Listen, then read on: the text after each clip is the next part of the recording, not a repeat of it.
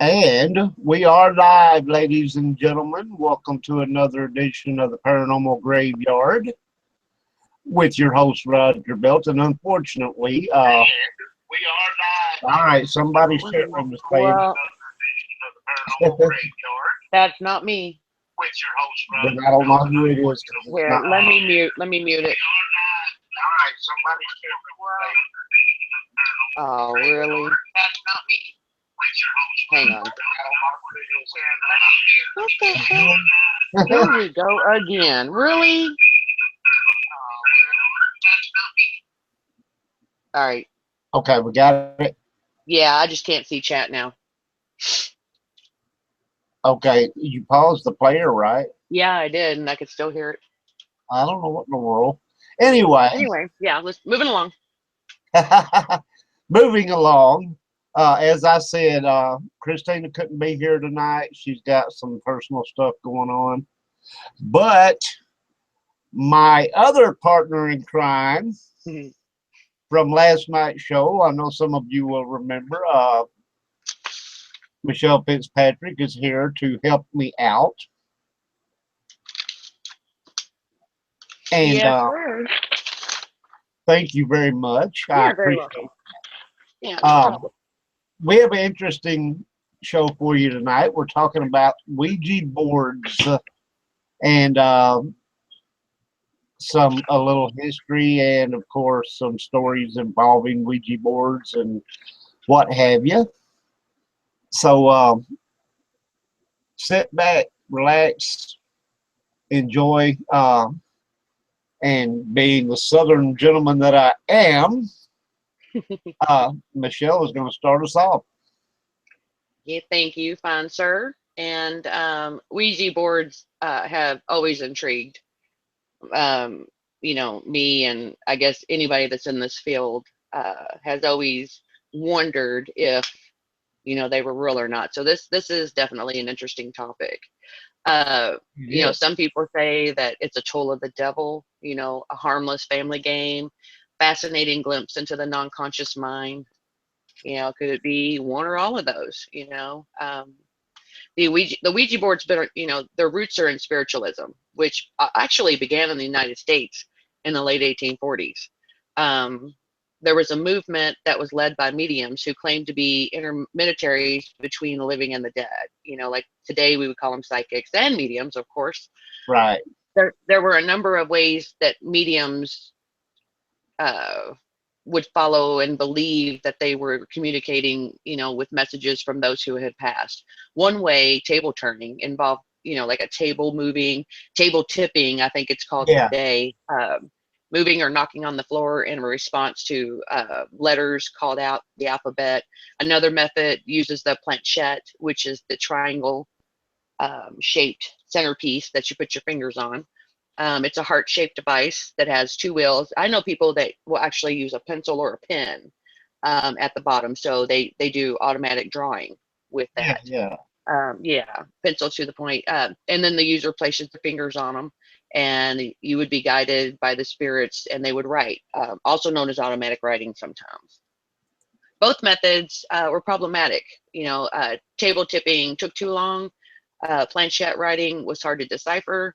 And according to the Museum of Talking Boards, some mediums got rid of these methods altogether. They preferred to channel while in a trance, while others built complicated tables, dials, tables painted with letters that required people to use a planchette as a pointer. This method ultimately became the most popular and paved the way to what we now know as the Ouija board. And the Ouija board, of course, has been used by thousands of people for spirit communication and is very similar to automatic writing. The only difference between the two being the absence of the board itself. In automatic writing, both forms of communication are very dangerous, as are seances, because they are usually uncontrolled forms of communications. In other words, the individuals that use these channels are usually novices and are unaware of the possible dangers that await. A controlled situation would be the perfect thing, but you know, it would be where a psychic medium or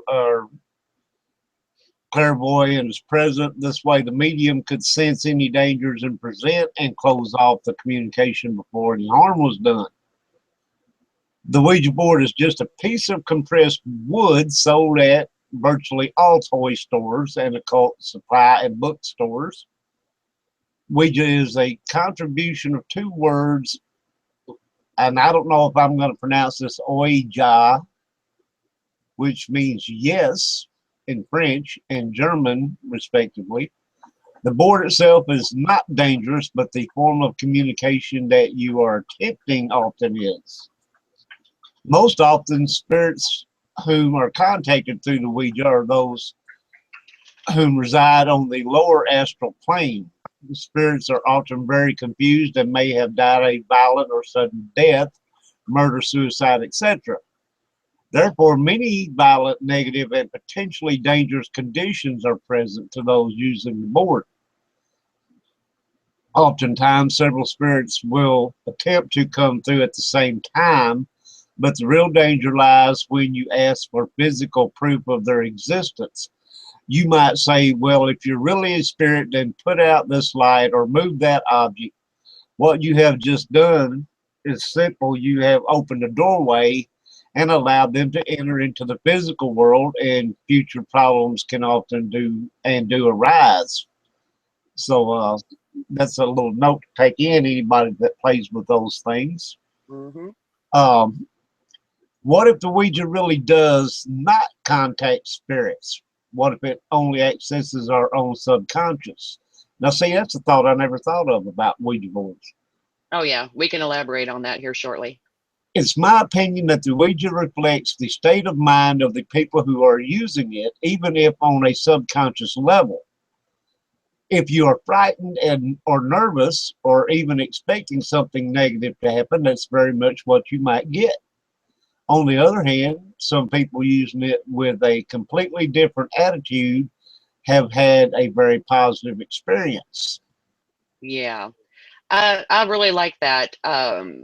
A lot of time when I'm going to get into an adult debate with someone who is for the Ouija board and blamed, not for the Ouija board, but thinks that the Ouija board is more, well, maybe they've had experiences. I find my wording difficult sometimes because I'm normally so blunt, but I have to be careful. That way I respect people. Yes, I get in debates about this all the time. It's like nowadays we don't really use the Ouija to communicate. We have all this other stuff, correct? You know, video recorders, EVP recorders, SB7s, just all kinds of stuff. Some people still use them, but yeah. Well, it's a portal opener. It's a doorway, just the same way as an EVP recorder would be. Having said what I just said about the subconscious mind thing, a question comes up. When some people use Ouija boards and they, quote unquote, here, open a channel or a doorway, if it is not a spirit, but it is your subconscious mind, and after you've done this session, maybe days later, stuff is happening. Could you have created that also from absolutely mind, because you went into this session knowing that you could have possibly opened up a doorway and you're expecting negative things to happen? Absolutely, especially if you go into it expecting negative, you will manifest it. I mean, let's compare that let's compare it to a poltergeist. Poltergeist is a German word for noisy ghost. That's all it means. But I've worked a poltergeist case, and basically a poltergeist is a manifestation from within that person that creates that entity. That entity does not exist unless it's created by the person, and it usually only happens when that person is going through things that are very traumatic. Yes. You know, so it's the same way. Yeah, if you believe something strong enough, it's going to happen because of the power of manifestation. Well, it's like the power of suggestion. Okay. And I actually proved that does work. I made my brother sick as a dog one time. Yeah. Yeah. We So are much stronger than we know, you exactly, it know. scared And the crap out yeah. of me when it actually worked.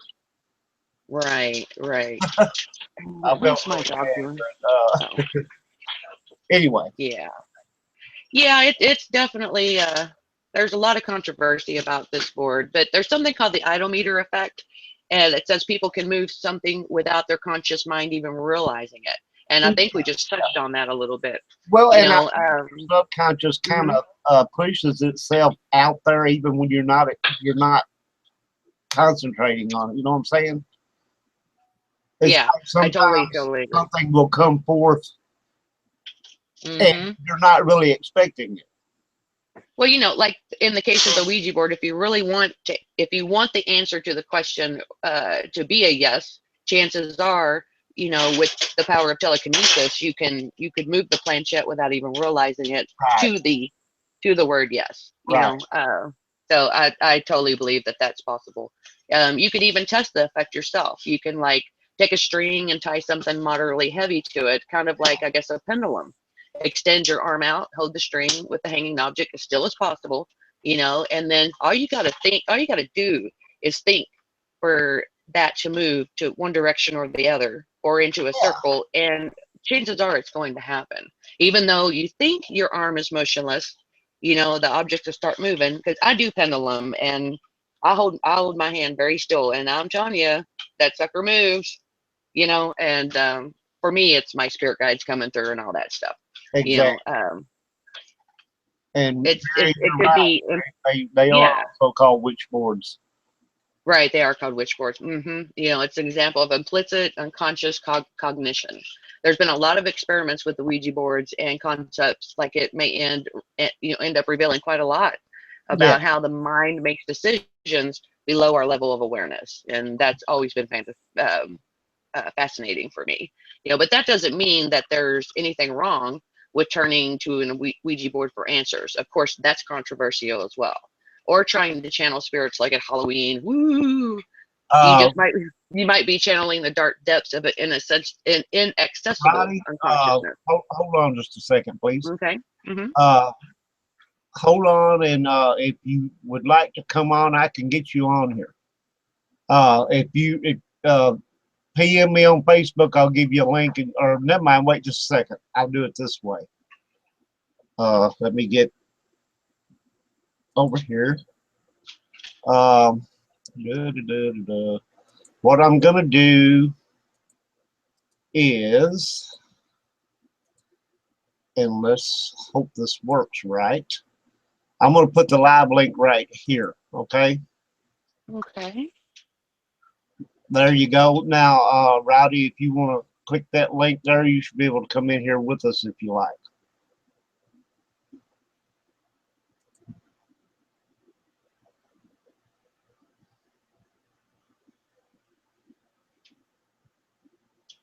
Didn't know you could call in. Well, it's not exactly like calling in. You're just joining in. Yeah, that's the old school way. That's how we used to do it before. People would call a number, and Right. yeah. Yeah, yeah, yeah. Hmm. Well, with YouTube Live, it doesn't work like that. Right. Okay, so Well, I mean, yeah, I think we pretty much, touched on some interesting. I don't want to say facts, because none of this is proven. exactly. However, it's It's very like the paranormal field. theoretical. Yeah. Nobody knows everything. We're just uh, Right. Right. putting out some information that is possible. Right. Right. So let's talk about how to use it. How to use the board. And the Ouija board obviously is a flat wooden surface, which has the letters from A to Z, numbers from 0 to 9. Typically, they've changed a lot, but in the olden days, they had a sun and a moon symbol, a movable indicator, also known as a planchette. People have used rocks glasses, that you would pour a rocks drink in, like a whiskey or bourbon, turn it upside down. You can use stuff like that, and it's used for everybody to put their fingers on it and supposedly answer the questions that the user asks. In popular culture, I mean, all of the rage in the 1920s, these words were all over the place. And actually, the Winchester House I forget her name, but the lady who owned the Winchester house used psychics and Ouija boards all the time. And that's why she built the Winchester house in the manner in which she did, which were stairways that lead to nowhere, because a psychic told her that that's the only way to trick the ghost. So they couldn't follow her around the house. So it's, but I think we all agree that it is some sort of spiritual gateway in one way or another, that's used to contact the dead. Well, whether it be your subconscious or whether it be an actual spirit.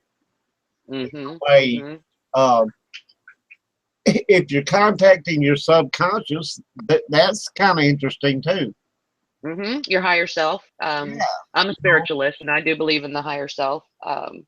And the spirit guides. So it could be as simple as that, or it could be Zozo, which is a whole nother topic. Yeah, and in itself. And actually, we will get into that on a future show of Timeless Dimensions and Half Past Dead. So everybody prepared for that one. It will come up. Yeah. I've got the Zozo man himself is on our guest list. Yeah. Yep. The Zozo man is on the guest list, and at some point in time, we will bring him on and we will talk about Zozo. Yeah.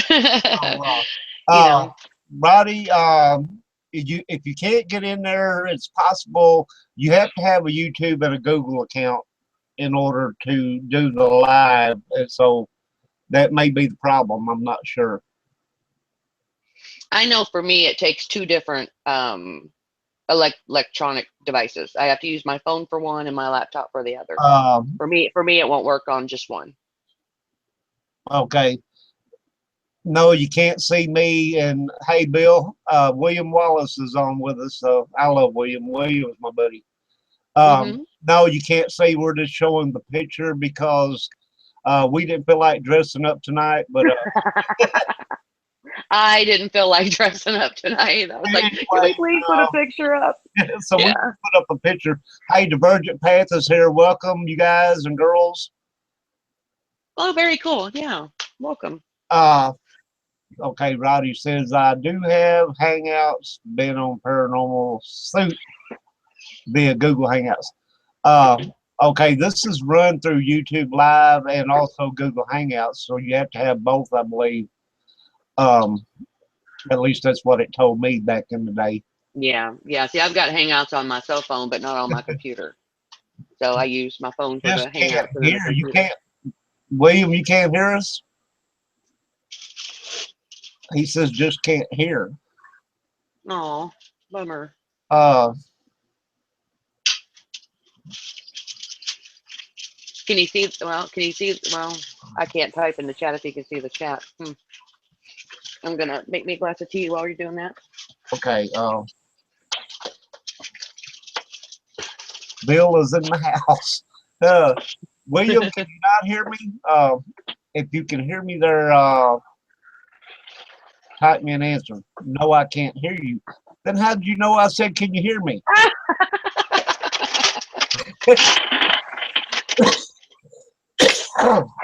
Okay. No, I can't. Can you hear me? No, I can't hear you. No. Okay. I don't understand why you can't hear us. Oh, I do not. Then I have YouTube Live, although I am watching on my laptop and tried to get on the tablet. Bill is listening. Okay, if Bill is listening, does that mean Bill can hear now?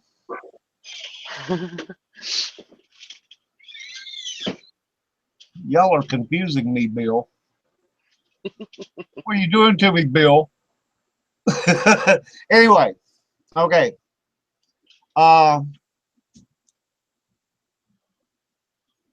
Yeah, so I mean, like after you figure out what type of board to get, and it's crazy when you said, wasn't it Mattel that sold these boards in like Kmart? Who was it? It wasn't Mattel. It was another toy company.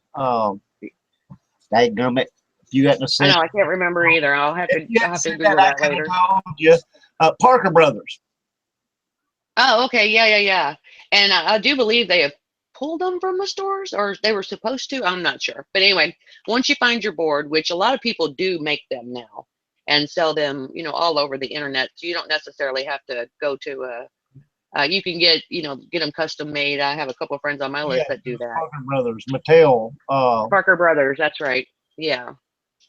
And But Mattel, anyway, after you, I think, oh, go was ahead. involved somewhere along the line. I think Mattel got it from Parker Brothers, didn't they? Probably. It's been so long. I And haven't.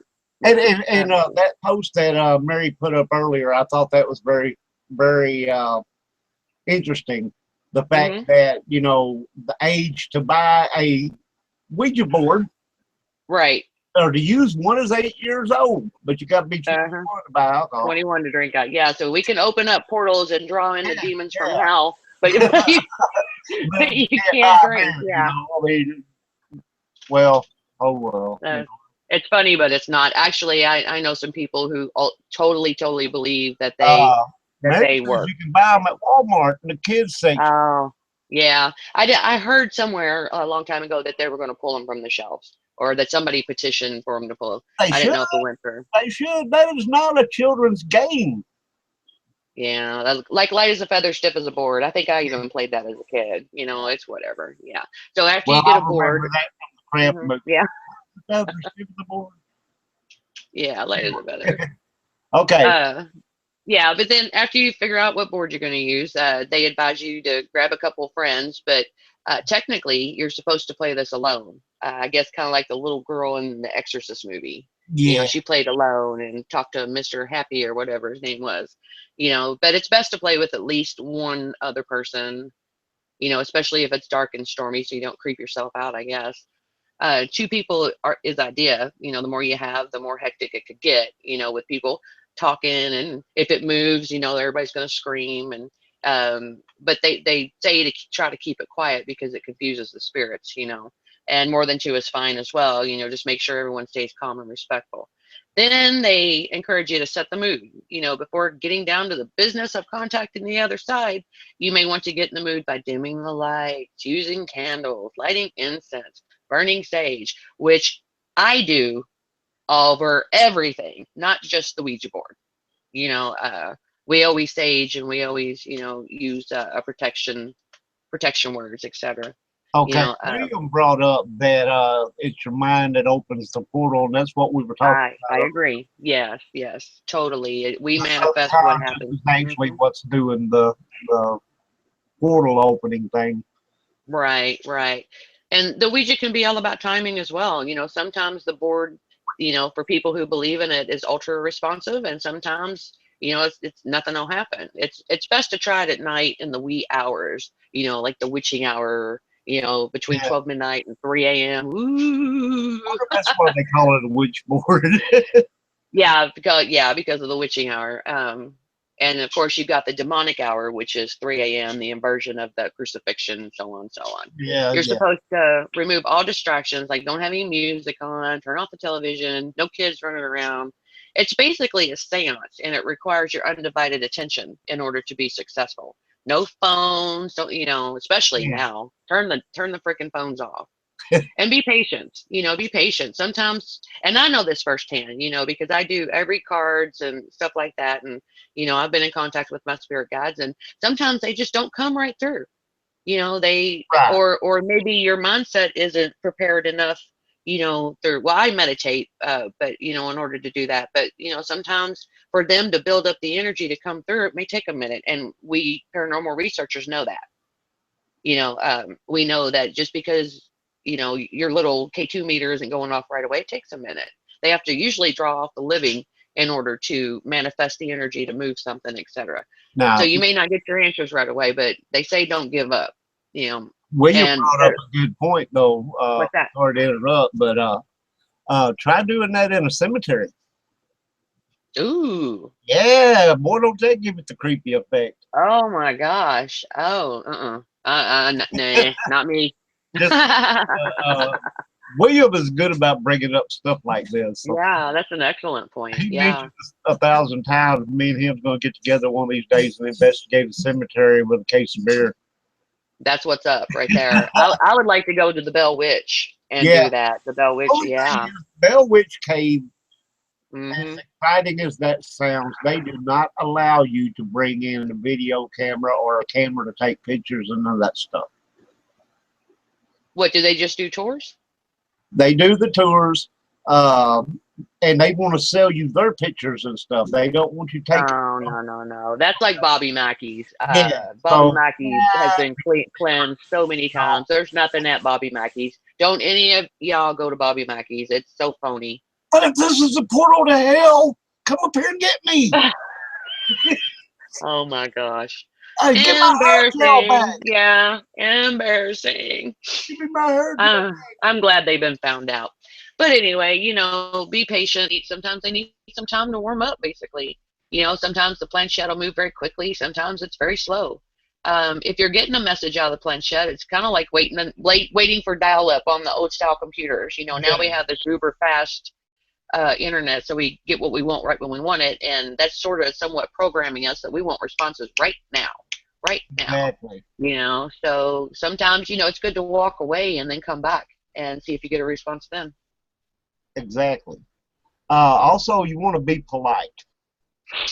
If you're speaking to a highly communicative spirit, talk to it, be friendly. This will encourage him or her to cooperate with you. You may not get the answers you want. This is not the spirit of the board's fault. Getting angry or violent will just ruin the vibe of the board in the room. And if it's your subconscious mind, it will ruin the vibe of your angry subconscious mind. Just say it. That's it. Mm-hmm. Start simply. It's best not to bombard your spirit with questions on the content and length of your next history exam. Start simple, like a normal conversation. Your first question should have easy, short answers. How many spirits are in the room? Are you a good spirit? What is your name? Okay, now you can ask, and this is just a point I'm going to bring up here. You can ask, are you a good spirit? You can have a demon on the other side. Oh yeah, I'm real nice. And the malevolent ones will lie. Yeah, absolutely. Mm-hmm. So just keep that in mind. If you ask if it's a good spirit and it says yeah, don't be all ready to believe that and go all gung ho. You know what I'm saying? Yeah. And something else, if there's like an old Ouija board that other people have used, there was one person I knew that found one in an attic of a house they bought or something, and no telling what energy is already attached to that board. So you may be getting, who knows what's coming through. So, you're supposed to close it out with the goodbye thing and all that, but some people don't, and therefore there's still stuff probably attached to that board. Right. You get it out and start playing with it, and next thing you know, you got silverware flying across the house like butcher knives and all this kind of stuff, So yeah, kind of be aware about just picking up any old board and playing a game. Because you're not playing a game, you're playing with your life. Possibly, yeah. Okay. Place your fingers on the planchette. It should be resting on the G space on the board to start. Ask all players to gently place their index and middle fingers on the planchette. Slowly move the planchette in circles to let the board warm up. Now, I've heard that's not necessary, but... And concentrate on what you want to ask. Rest your fingers on it firmly, but without much force. If you hold it too stiffly, it won't move as easily. Be careful. And that's also to prevent someone else from pushing it. Yeah. Be careful what you wish for. The last thing you want to do is stay up all night contemplating your imminent death. If you don't want to know the answer to a question, don't ask it. But if you do choose to ask your future, take note that it will be jokingly. Just like us mortals, spirits can't see the future. They're messing with you. If they tell you your sister is going to die in a week, don't ask silly or stupid questions. What did Billy tell his sister about me? It's not something your spirit may want to waste time on, not to mention how long it would take to spell the answer out. I mean, if it really worked and they could tell the future, don't you think we'd all be asking for lottery numbers? Exactly. So let's just whip out the old Ouija board and get the winning lottery number for next week. You know, I need a couple of million. Mm-hmm. No, I mean, okay, anyway, don't ask for physical signs. That's just asking for trouble. What's more, those you're communicating with may not be able to follow up. It's best to keep it contained within the Ouija. However, some spirits are okay with asking for proof. It varies. Don't believe everything the board tells you. If it says you're going to die in the next 10 minutes, just don't go running in front of buses. Mm-hmm. That's you fulfilling the prophecy, not the prophecy being correct. Mm-hmm. Ask a question. These should start out simple and progress as you get the feel for that specific session.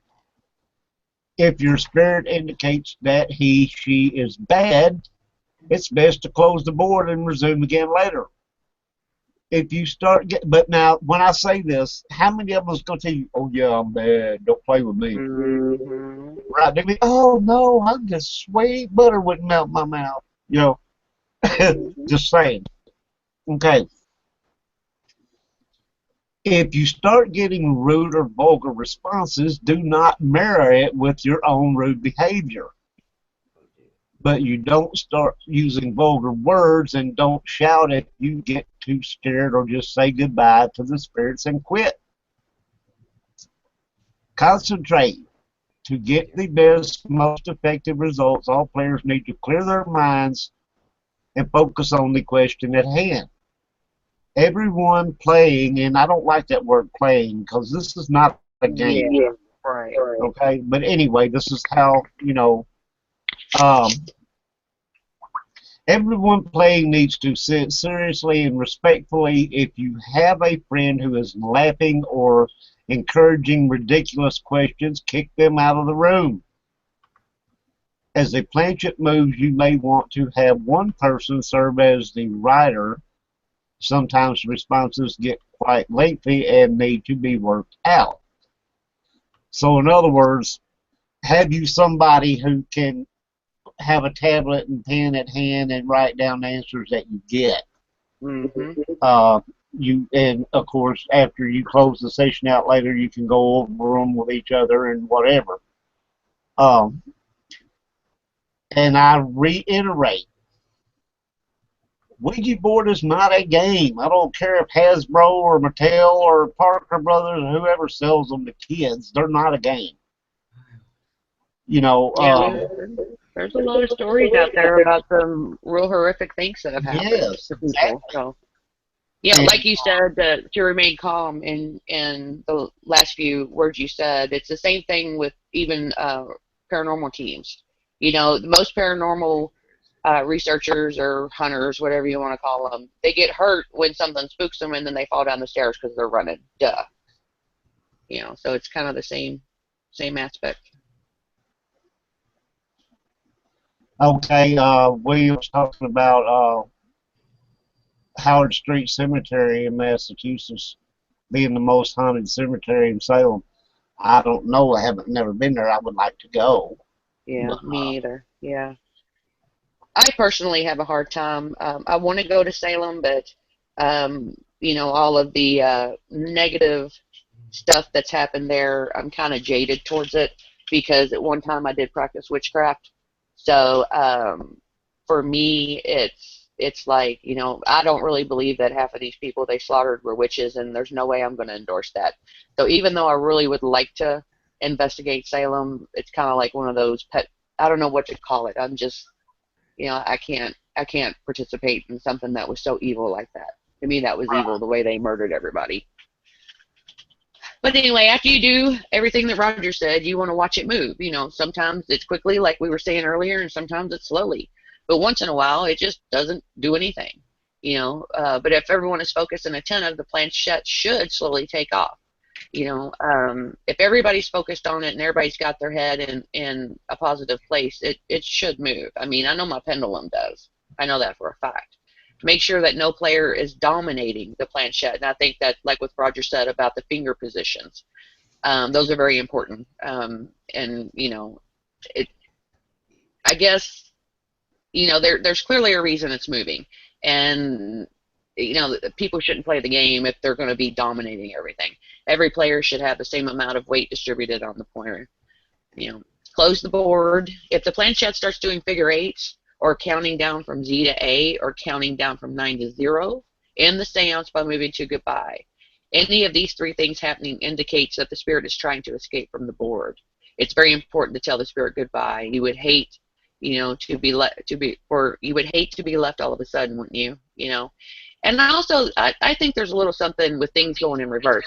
You know, a spirit being trapped maybe, but things in reverse also can contribute to demonic activity. Right.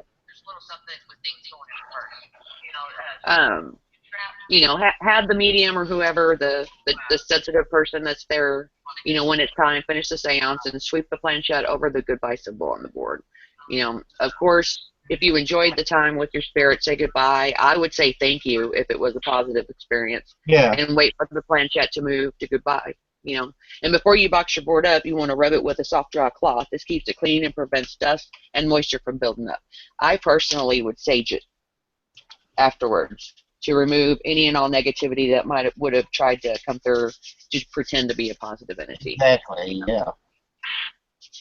So there's a couple of little articles here that are some tales, I guess, of little stories that some people have had with the Ouija board. There's one here.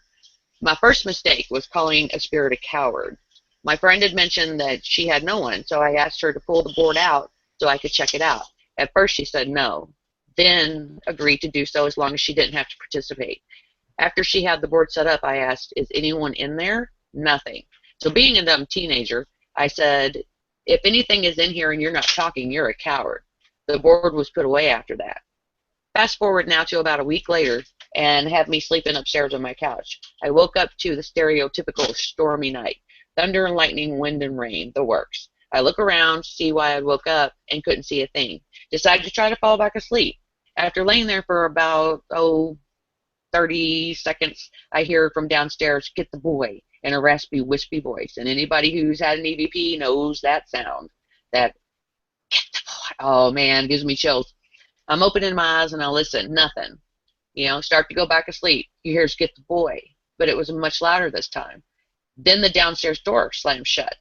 It freaked him out so bad because nobody slept down there and there were no giraffes. You know, that's one story there. We got another short one here. Doing the board with 6 or 7 people, only one of my friends knows Latin, and he is not touching the oracle. The contact starts speaking to us in Latin. The same friend later pulled his hand back over the oracle, having received what looked like a small scratch on his wrist. Not bleeding, but bright red, and you know how they whelp up. His girlfriend at the time was plagued by the contact that they had made and would wake up with strange bruises on her legs. And them suckers can follow you home. I know that for a fact. I've screwed up and had that happen to me. So there's a couple little stories from people that attest that these things really work and can be bad. Okay, we have another creepy deal here involving Ouija board. This is a creepy doll. I have a terrifying story Dolls? I don't do dolls. about a Ouija board. I got a call from my cousin who said that his brother, his dad, and his best friend were using a Ouija board in their basement. Prior to starting, they took a large porcelain doll out of the room because it was creepy and placed it in an adjacent room face down on a pile of towels. My cousin took a short break because the board was just spouting nonsense, and he went to take a crap. I'm not going to say what he said. His dad and brother and friends started asking the boy questions without him. One of the questions was, who is in the other room? It just started spouting random numbers, and when my cousin came back into the room, his brother said that it wasn't working, that they were going to put it away, and he showed him the answer to the last question he asked, and he said, dude, that's my social security number. Then they started to talk to whatever started spewing answers out. It told my cousin he would die in the Air Force. At this point, they tell the entity they are communicating with to prove itself. It then spelled out the word doll, and they were like, what the, you know, Beep. they opened, yeah, beep. They opened the door to check on the porcelain doll they had just laid in the other room, and when they opened the door, the doll was standing up right in front of the door, staring right at them. Everyone freaked and ran out of the house. His best friend burned the Ouija board, and I think he temporarily went nuts for a few months. My cousin, for some reason, then joined the Air Force and is on a base in Europe now. You know what? That burning the Ouija board. I've done research on the Ouija board, and I've also heard other people say this. Burning the Ouija board is the worst thing you can do. You're supposed to bury it on consecrated Yeah, ground. I've heard that too. Mm-hmm. Okay, another one for you. I asked it how long I had to live. And these are things you don't do, people. Mm-hmm. We all asked it a question that only the person asking would know the answer to. It would answer the question. One question that somebody asked was, what was the name of the boat I went on a cruise on when I was 6? It answered. We played with the thing forever. We had cold spot experiences, and would place a candle where the cold spot was, and the candle would burn sideways, not straight up and down. One night we all asked it how long we had left to live, and this is where it gets crazy. Everybody asked, and they had 50 to 60 plus years left. I go to ask, and it says 10. I asked 10 years, and it says days. I pretty much crept a Beep. brick at this point. It said I was going to be killed in a car accident by a girl named Emma. We would ask it 3 days later, and it would say I had 7 days left. Ask it 2 days later, it said I would have 5 days left, and so on. I'm freaking out at this point, carrying a Bible in my pocket and wearing a big cross. I finally tell my dad, and he doesn't believe me, so I made one out of a piece of paper and used a CD to show him. It worked, and he flipped out and told me that I didn't have to go to school that day. I was supposed to die. I didn't go to school and nothing happened. Interesting. Hmm. Yeah, I wonder what would happen if he went to school. I don't know. I don't know. I'm still on the fence with the whole Ouija board thing. To me, it's no different than an EVP recorder, but these stories are pretty interesting. Here's another one real quick. This is from someone who claims she was choked. And she politely says that there's no evidence, but this person does not care if I don't know if it's a he or she yet. Well, this person doesn't care if they're believed. They've used board with results and let something enter their home and have been physically assaulted by the entity. It started out with a feeling like you're being watched. I think we've all gone through that. Yeah. Oh my gosh. Doors closing, footsteps on the hardwood floor when you're home alone. I progressed slowly into being kept awake by something shaking the bed. I've heard of that, but I've never had it happen to me. Or pulling off your covers. Basically all the standard stuff that people, that have something in their house complain about. Sometimes even whispering your name. The board would disappear for days on end. Then show up in places you'd never put it, and this person became obsessed with it. Then they had a black mass in the corner of the room. We all know about these big shadow figures. We talked about it last night. Or a silhouette of a man, watching you from a doorway. After that, it escalated pretty quickly. That's because it manifested. Once it manifests, it's on. Oh Um, yeah. this, this person had their hair pulled, their fingers pricked, scratched, choked, held down in the bed. The thing whispered into the ear, and it could have been Latin, but obviously it was a foreign language. These people had their house blessed, and the bad thing hasn't shown back up. Just the normal occurrences every now and again. But this person says she'll never ever play with the board again. That to me sounds like maybe an incubus had passed through. Because anytime it's Yeah. bedroom comes through, something like that usually. And there's Let's the see. uh, Yeah, let's see what this next one is here. See through your window. This person was about 12 or 13, spending the night at a friend's house goofing around with the Ouija board. And him and his sister were getting all sorts of gibberish plus words spelled out, just kind of like scaring themselves for fun and not taking it very seriously. When they got the message, I can see you through your window, and then I can see you through his eyes, something like that. There was just a small window in the basement room where they were, so then there was just a little bit of a backyard and some woods past the driveway visible through the window. So they asked it more questions, and it said, I'm under the car. So they somehow got up the nerve to go out with a flashlight and peer under the car when they saw a huge black cat that was hissing at them. Oh, I got an opinion on the black cats too. They ran outside freaking out at that exact moment when the power failed and all the lights in their house went out. They about beeped themselves. A few minutes later, the power came back, and they sat up till dawn because they were too scared, to go to sleep, and they never played with the board again. There's a lot of, like I said, there's a lot of people out there that claim encounters with them. yeah. Here's one called Our First Mistake. My wife and I had some unexplained things going on in the house. We were renting, so we got a board so we could try to figure out what we were dealing with. Bad idea. The board was just a standard plain board. We used it one night to speak with, hopefully, our spirit. What we didn't realize is that Ouija boards open the door for anything to come through and speak. The looking piece flew off the board near the end of our session, and we had no real answers to anything. We were speaking with something, but it was very evasive with its answers. Things got worse in the house, and we eventually broke our lease and moved. Radios and TVs going on by themselves, water running. After the board through, things got bad. Voices, moving objects, and my wife says I got possessed one night, but I can't validate that as I was asleep.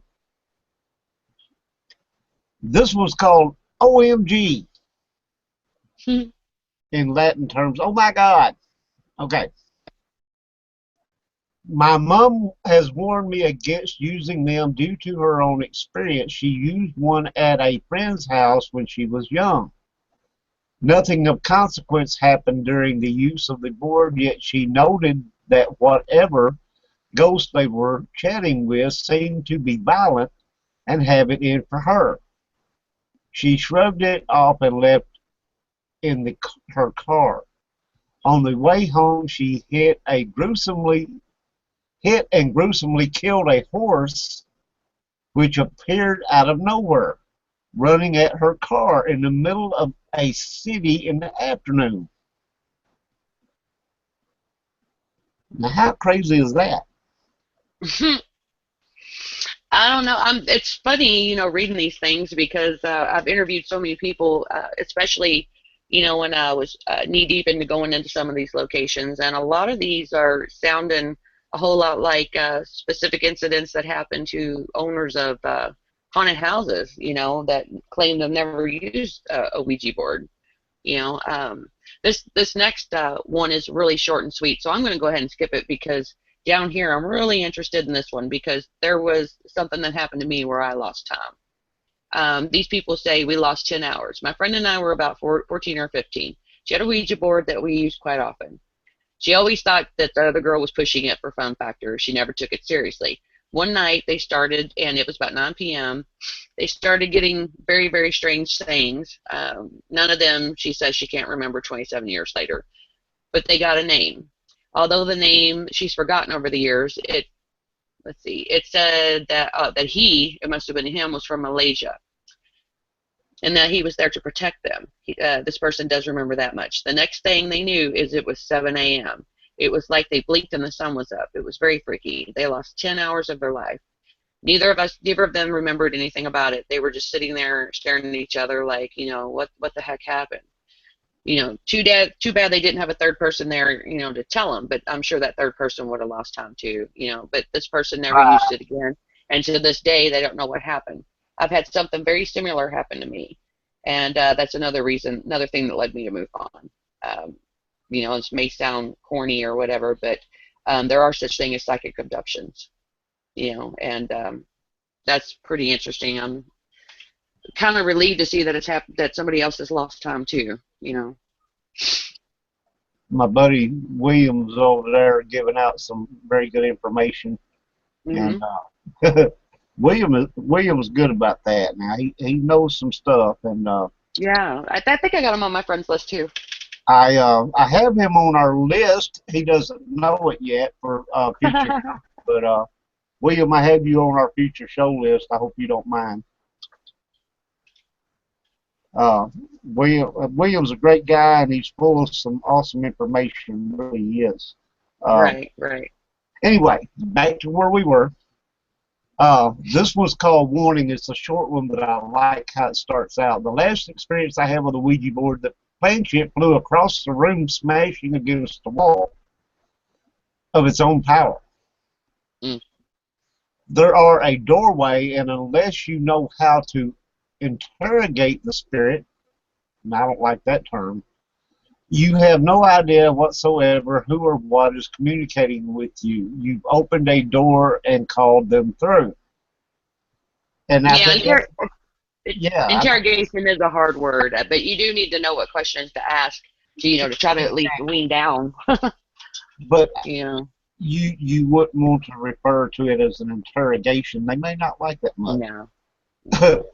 Accurate death prediction. Now we're getting interesting. Mm-hmm. I was staying at a hotel with friends in Northern Ontario for a chess tournament. Geeky, yes, I know. Can't exactly remember the town. And chess isn't geeky. I like chess. I do too. Anyway, we were looking for some thrills at night, and someone busted out a board. One of those official ones you can get from Toys R Us. We asked a few questions I can't remember, but I will never forget when we asked if it knew if any of us was going to die.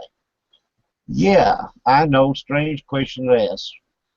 So it spelled out a person's name that was with us at the time, and then a date which was approximately a year later.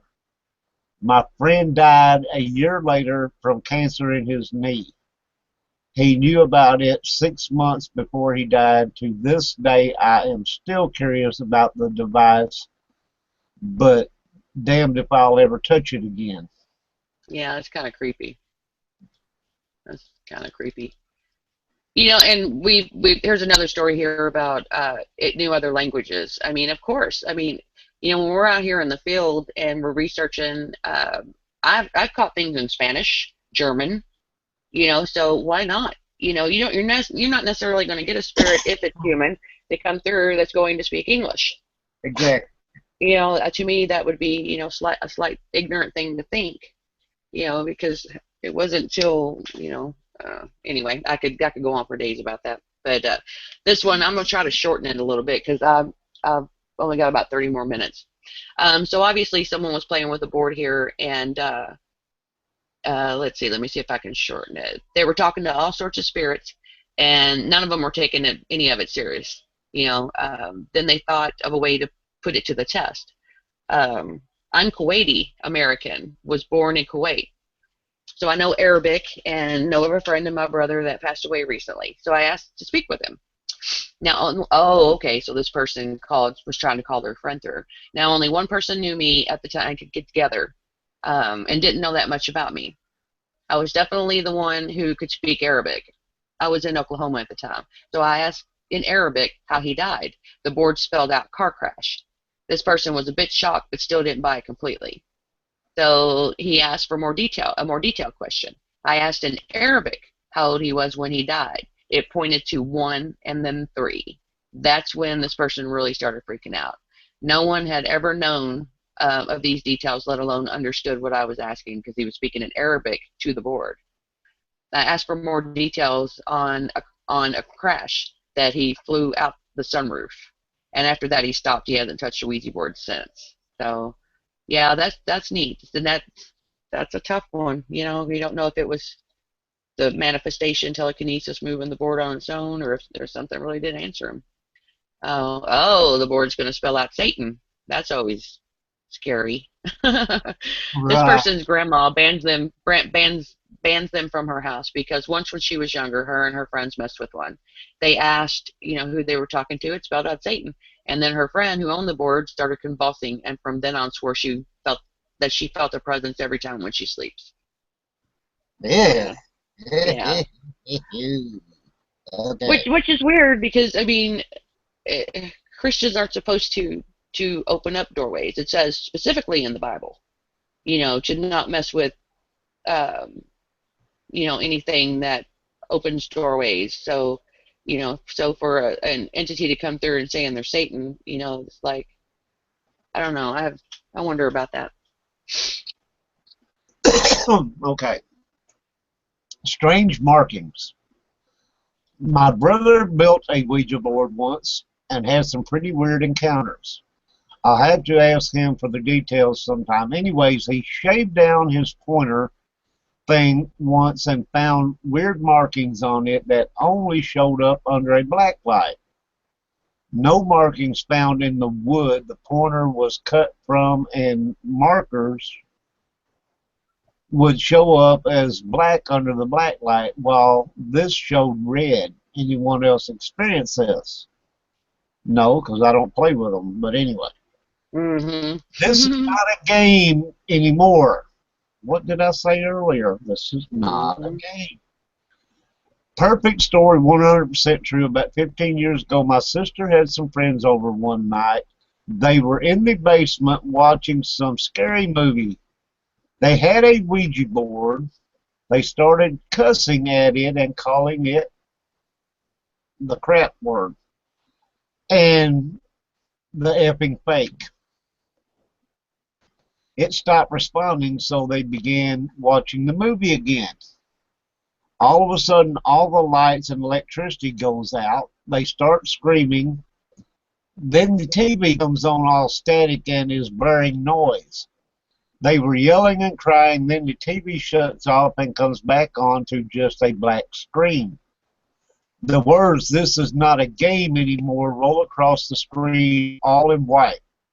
After the TV shuts off and they are in complete darkness, they run out of the house. Afterwards, they go back to the house and our dog hid. And when they found it, all it did was bark and look very angry at them. Okay. In other words, Yeah. you don't want to cussing at Ouija boards. That's not a good thing. Yeah. And dogs, dogs are sensitive, just like cats. Exactly. Everybody knows that. I'm going to skip down here to Max is always around. When this person was about 14, her best friend had a sleepover birthday party. Being the silly little girls they were, they decided to make a Ouija board to use. I've done that myself. I made one out of a mirror once. Not really knowing any of the rules, like making it say goodbye as a way to close it. So after an hour or so, they wandered off to read some tarot cards and watch the rest of The Exorcist. Really? Those three in the same hour? No. Right. They went to watch the rest of The Exorcist with a couple of the other girls who didn't want to commune with spirits. Regarding the last sentence, this person feels like they sound like a stereotype, but still use tarot cards, though, so never grew out of the phase, it seems. And tarot cards are exactly the same way, because I read those, and, they can open doorways as well. And this person says, here's where it gets weird. After I left the spirit talking to my friends changed. I'm sorry. Bleh. Here's where it got weird. After she left, the spirit talking to her, the friends changed, and it switched into a different spirit altogether. His name was Max, and he was looking for her. Never known a Max in her life. Her friends yelled out what he was saying as it moved, and she was writing it off and then teasing them until it started giving them information about her that no one in the party knew about. Things like about minor abuse and other stuff that she was going through at the time. And this freaked her out. She begged them to stop playing even after Max tried to convince her that he was not trying to hurt her. Her friends were awesome and stopped playing before she started crying and thought that was the end of it. The next time the Ouija board came out the next year, there was only one girl from the original party among the group. They were baking a cake, so when the buzzer went off, she and her friend headed up to take it out of the oven. When they got back to the group, another girl turned and said, "Who's Max?" Apparently, he stuck around after that first time. "It's my friends. I went to use a Ouija board. They don't invite me over unless they want to speak to Max. He's always around." So, and it's happened to her a few other times where they've heard a voice call out, saying it's Max, and strongly believes that Max has stuck around to be helpful. But they've not pulled out the Ouija board since. So that's interesting. That's a positive story. Maybe that's a good way to speak to. Some people can't meditate. They've got what's the word? They've got their brains move too fast if they can't slow it down. So that's a good example of how to speak to possibly your spirit guide instead of through meditation, through self-exploration. My problem is either my brain's running 90 miles an hour, or if I do get relaxed enough, I wind up going to sleep. And that's okay, because you're in the meditative mode, and if you fall asleep, that's fine. You'll usually dream, and the either a loved one or a spirit guide will come through then. This next one's a pretty long one, Roger, so I'm going to step outside. So if you get done before I get back in, then we'll just talk over what you... All right. Thanks, buddy. I'll be right back. Okay. My girlfriend told me this story about an experience she had with the Ouija board while in high school sometime in 1986.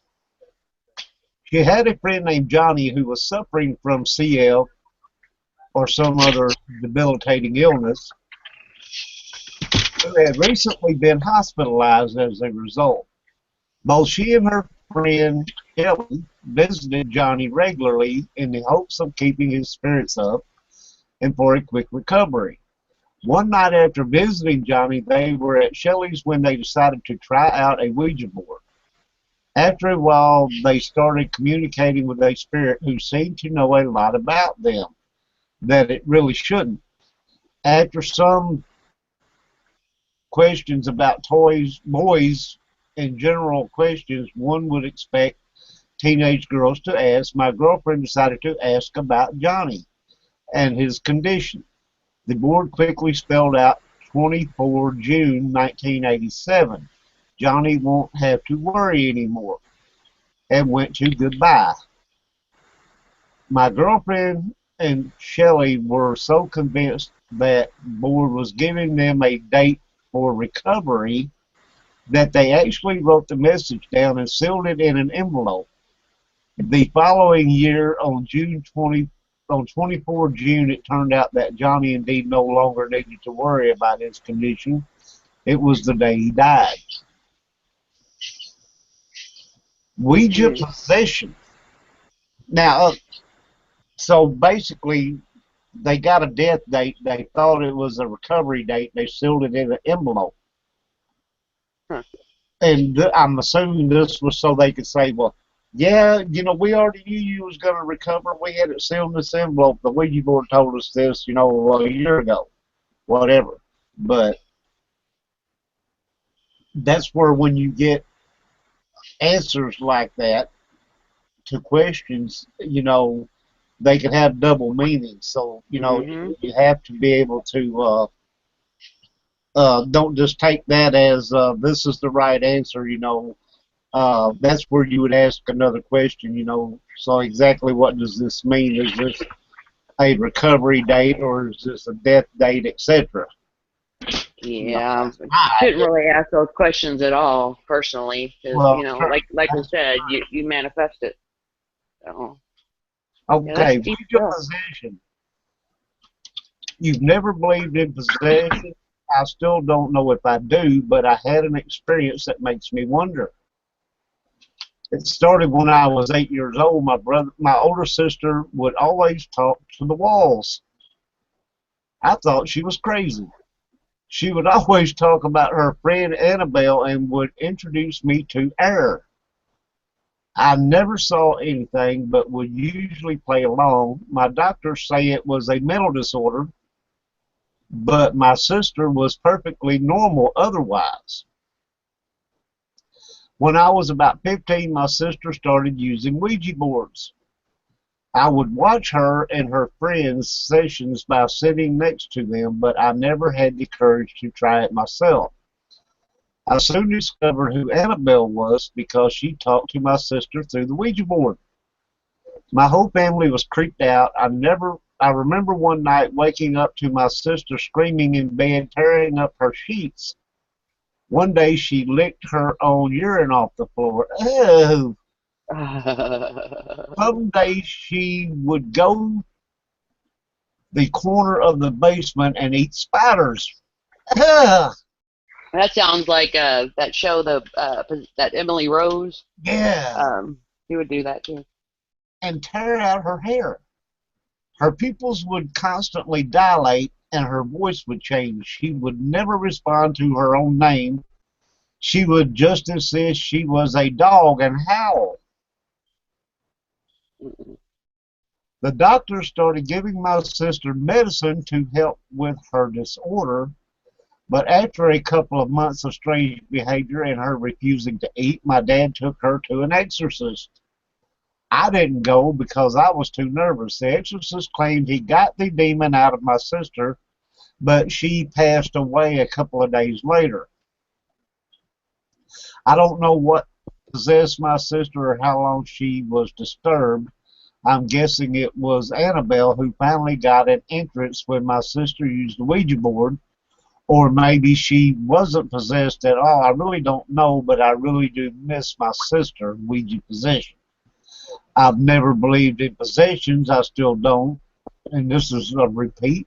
Yeah, it's a repeat. Okay. Why is it repeating? I don't know. Anyway. Yeah, that's an interesting topic there. I'll be glad when we can do a show about that, because I've got so much to say. I really, really do on that stuff.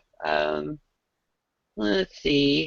Let me see how long this one is. This one's a pretty long one, Roger. I'm sorry. I'm gonna be running out of time soon, so I'm gonna skip down to this one. Here's a story about a Ouija entity. When this person was about 14, they started to dabble with the Ouija board with their friends. They didn't really believe that anything would happen, but it did. The glass always moved really strongly, and whatever they brought through knew things about the individuals in the groups that nobody else could have known. The thing that came through was fixated on this person specifically. They claimed to be their twin, and coincidentally, the mother had miscarried a twin when she was pregnant. So it's kind of interesting. And over the next 2 years, they did lots of Ouija boards, but would always get the same entity. That's huh. So that's neither positive or negative. That's just somebody confirming that they would get the same Right. entity. Yeah, which is, I don't know if that's good or bad. I don't know. I haven't messed with them since I was a kid, and this was well before I knew anything about the paranormal. It's like, ooh, let's get in a spooky room and let's do this. Exactly. And I think that's what, the people who are haunted, so many All about years of their fun life. until it ain't fun anymore. Yeah. There are a lot of groups out there that fully believe in the Ouija board, and they'll tell people don't touch them, you know. Um,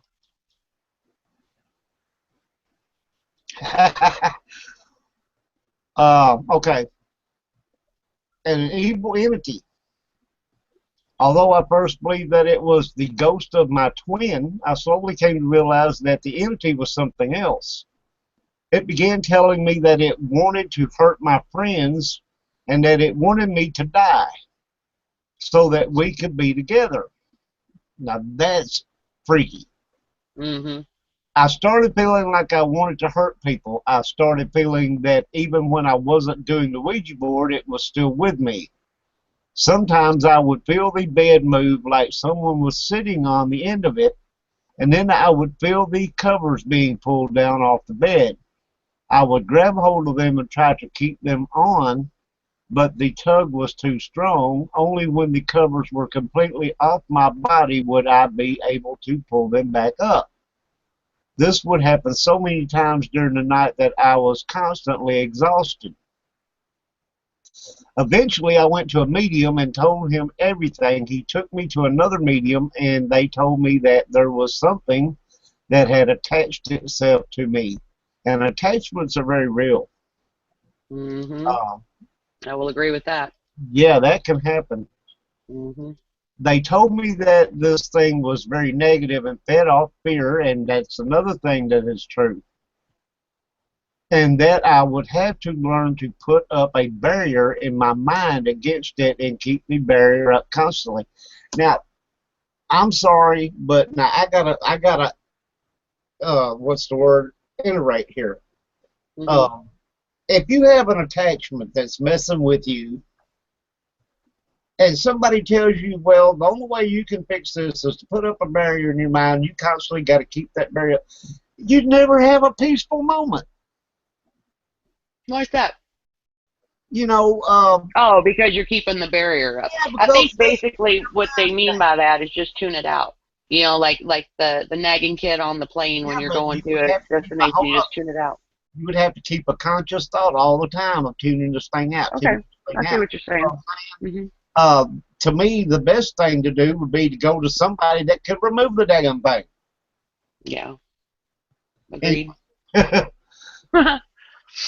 uh, yeah, keeping up a over the years, the visits got less frequent. Although, if I think about them or anything related to the occult, I feel its attention. Sometimes, when I am really exhausted, it can still get through. The most memorable occasions are these, and that's what I'm saying. Why would you? Why wouldn't you go to a priest or something? Hmm. Look, I've got this thing attached to me, and I need it gone. Well, I mean, a lot of people there's so much stigma attached to the Ouija board that a lot of people don't because they don't want to feel the shame or whatever, especially with a priest. Like I said earlier, it's in the Bible not to mess with this stuff. And if That's they go to a preacher, then they're gonna you should have never done this. They're gonna get lectured and everything else. yeah. Are you a Catholic? No, Right. I'm an atheist. Get out of my church. Yeah, yeah. I can see that. Yeah. Bangs in the night. I was in the house alone. My friend had left because she'd seen a distorted version of my face reflected in the window, even though I had just left the room to get us a drink. As I got ready for bed, I could feel something horrible and malevolent hanging just behind me, a few inches from my neck.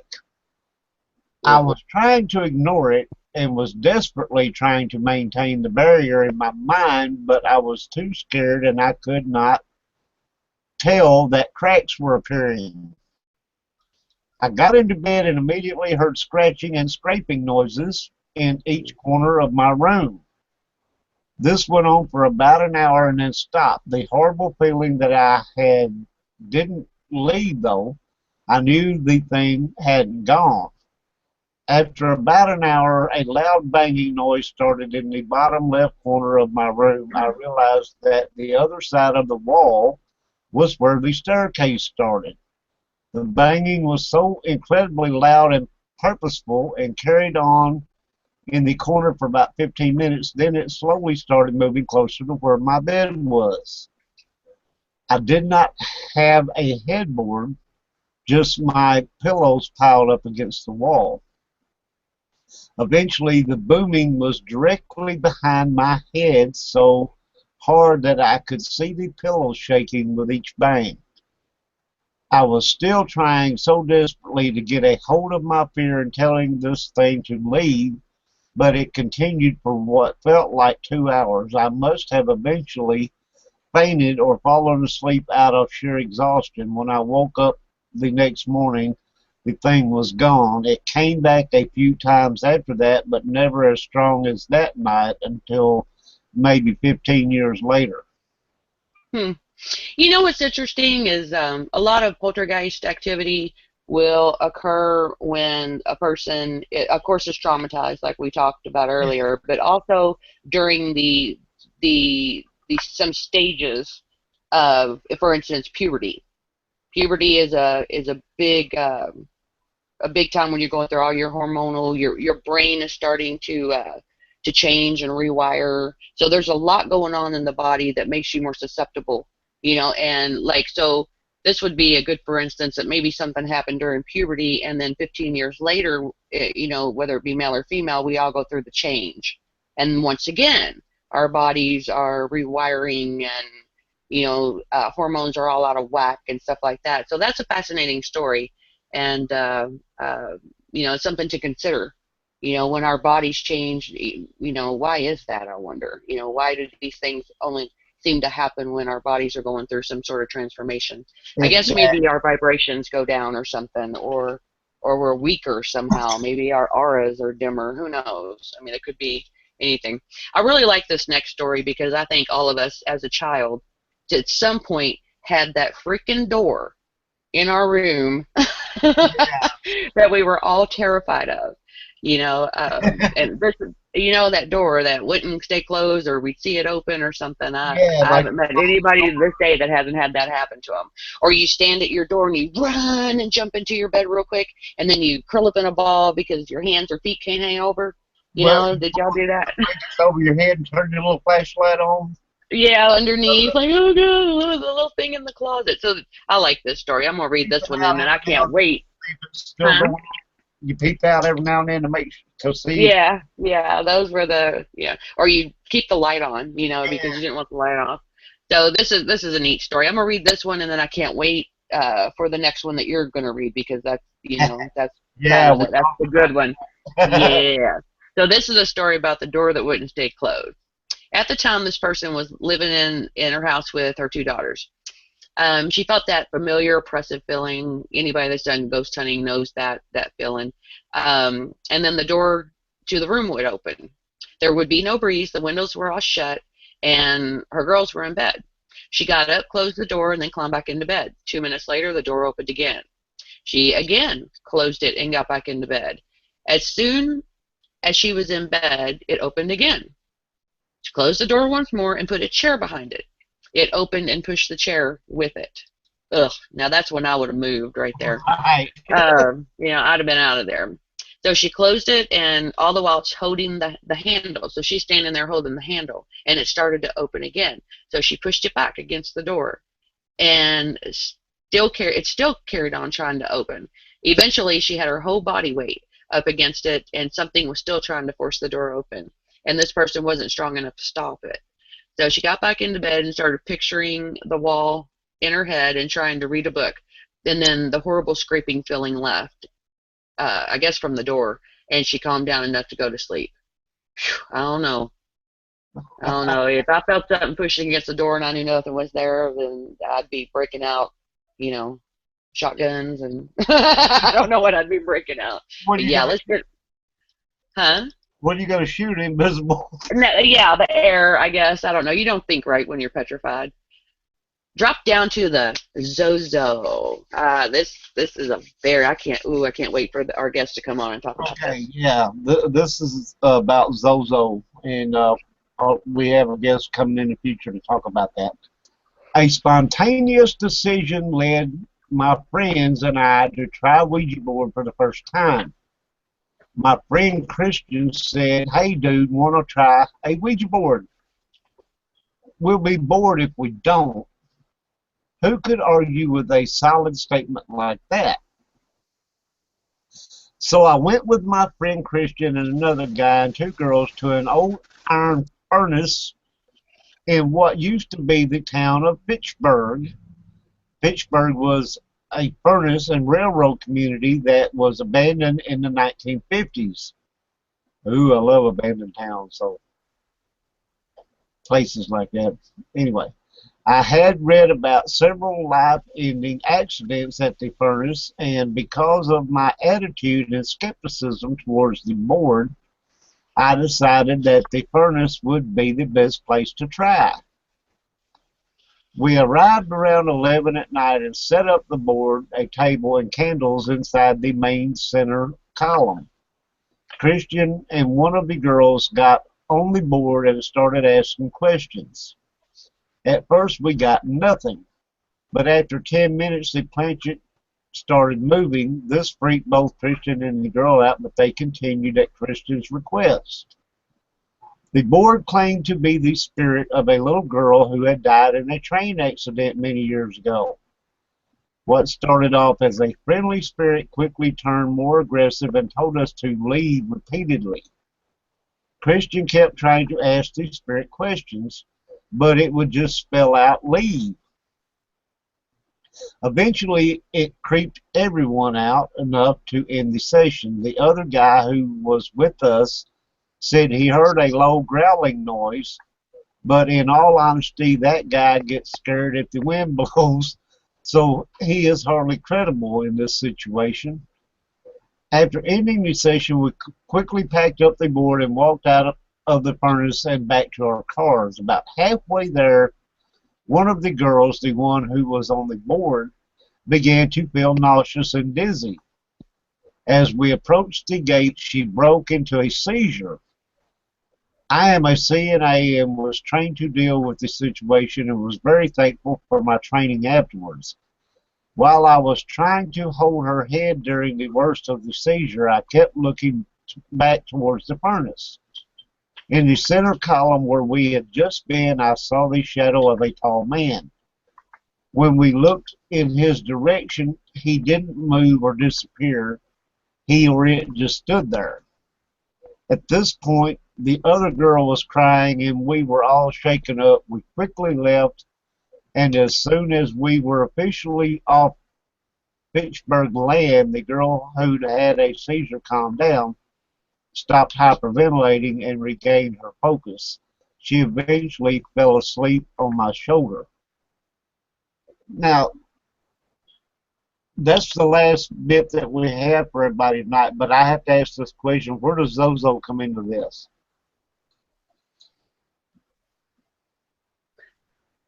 I don't know. I don't see it. I mean, it's called that, but it doesn't mention that anywhere in the story. No. Is Zozo supposed to be the little girl? I'm familiar somewhat with it, and it's this supposedly demonic entity is a lot of times the entity that comes through. But I mean, ever since I've been in this field, I've always been leery and have been told to be leery of little children and older people because that come through because those are the ones that we trust the most. We're not afraid of little kids or older people, the elderly.